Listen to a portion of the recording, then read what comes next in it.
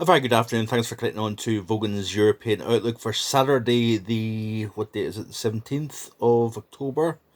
And of course, high pressure has been. It's been a fairly stuck and stagnant weather pattern in recent times, but we are about to see a shift, a big shift, in fact, in the upper air pattern as we go towards the second half of October. Of course, we've had a lot of rainfall, and it looks as if we are going to see more in the way of rain as we go through the second half of the month. In fact, I wouldn't be surprised if this October winds up to be one of the wettest on record for the British Isles. So, of course, we've had a negative Arctic oscillation, we've had a negative North Atlantic oscillation, and that, of course, has been helping kind of slow down the upper air flow and keeping things rather stagnant, rather we're kind of in a weather rut, if you will. But we are going to see a breakdown in high pressure, and we're going to see more in the way of low pressure taking charge over the western side of Europe here. So as I play this loop off the GFS, you can see here that high pressure gives way to emergent areas of low pressure, one coming in from the north, one coming up from the south, and generally you start to see the breakdown in high pressure here. So a very, very messy weather picture as we go into next week here, folks. We're going to see plenty of rain, plenty of wind, and a classic late October pattern for the British Isles here, generally speaking. So let's take a bigger look at why we're seeing this shift. Now, the North Atlantic oscillation, you can see here, had been negative and still remains negative, but we are expecting it to go towards neutral, if not even positive, as we go into the second half of the month. You can see here the Arctic oscillation as well, negative at the moment, but it is going towards positive. Why would that be the case? Well, it's going to be the case because we are going to start to see somewhat of a strengthening of the stratospheric polar vortex as we go into the second half of the month. Now, at this very moment in time, there is a slightly weaker vortex which has allowed the jet stream to become so buckled, so amplified. Areas of cold air coming south, warm air going north. We've seen that, of course, across Europe with record-breaking heat across the eastern side of the continent here, while we've seen some very, very chilly air across the western side of the continent. What we're going to see as we go through the next 10 days, we're going to see the stratospheric polar vortex regroup, re-strengthen, and as we do so, that is going to change the weather pattern down in the troposphere. So underneath that, we're going to see the response.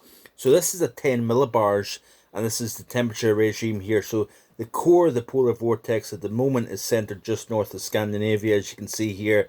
And you can see here the kind of warmth at 10 millibars over the North Atlantic, and that has been allowing high pressure to build in over the North Atlantic and Greenland, allowing the trough and the cold air to drop into western sides of Europe here. So as we skip through the animation, you can see here that that vortex starts to become a little bit more strong, and you can see here that what we're going to start to see is the isobars at 10 millibars is going to start to tighten up. We're going to see more pronounced high pressure at this level over the mid-Atlantic here. We're going to see a stronger core of low pressure at 10 millibars to the north of Greenland and closer to the North Pole. And what that's essentially doing is it's going to increase the strength of the jet stream over the Atlantic, and we're going to start to see that jet, rather than being messy up and down and rather buckled, we're going to start to see that jet tighten up more and become more zonal. So we're going to see the return of more Atlantic weather as we go forward here. So you skip through the sequence, you can see here that these isobars away up at the stratospheric level is really tightening here, and what that will essentially do is it's going to generate more low pressure over the North Atlantic, extending into Iceland, extending into the UK, higher pressure down across the Azores once again. So we've got that positive NAO signal returning here, and you can see exactly why that is the case here. So it was kind of forecast that we would start to see the jet stream strengthen. You can see here as I skip through this animation here, this is the jet stream animation.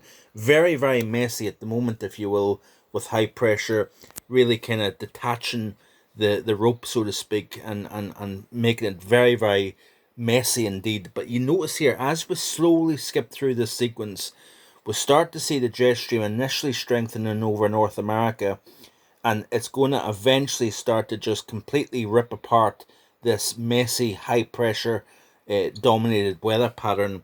And you can start to see that the jet becomes a lot more of a single rope, if you will, around the hemisphere. So you start, excuse me, we start to really lose that amplification of the pattern, and it becomes a lot more zonal. So by the time we skip out to the 22nd, the 23rd of the month, you notice here that we've got a much stronger jet, much more zonal, if you will, and we're going to continue to see a return of milder and more seasonal conditions, temperature wise at least, because it has been running fairly cold compared to normal. We're going to start to see that much milder air pushing into the Atlantic. So by the time we skip out to the second half and the latter half of the month, notice here we've got a very, very west to east and strong jet stream here. Look at the core of these very strong winds indeed. And that is essentially because we've got the strengthening of the polar vortex, and we're starting to see that NAO going positive once again here. So at this moment in time, we're not talking about cold winter weather. We're in fact going to be talking about mild Atlantic wind and rain as we go towards the second half of the month here. So if you stay tuned, we will continue to watch this pattern as we go in towards the winter months. I don't think this is necessarily a bad thing. I do think and was expecting to see a regroup within the stratospheric polar vortex, which would return to a more positive NAO AO signal here. But of course, hopefully, we can see the return of a stratospheric warming that starts to weaken that jet stream, and we start to see the return of the pattern that we've just seen across the northern hemisphere. Hope you have a great day, but back in the next few days with more. Bye for now.